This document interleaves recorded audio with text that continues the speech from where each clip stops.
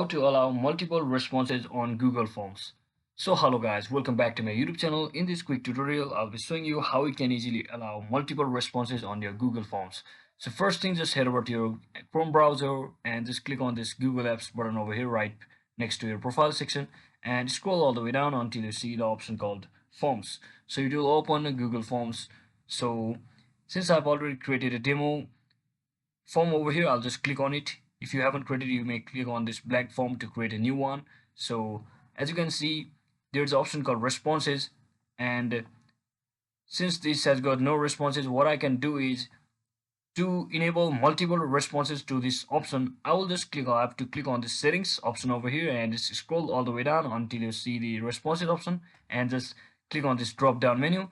And as you can see, currently, my form allows and accepts multiple responses because it is not enabled or limited to one response. So when I enable this, it is limited to one responses. So which means no more than one responses can be received. So just make sure you have disabled it if you already have enabled it. So make sure you have disabled it, and that is exactly how you do it, guys. So hope this video was helpful, guys. If it was, don't forget to like and subscribe to the channel. See you on the next one.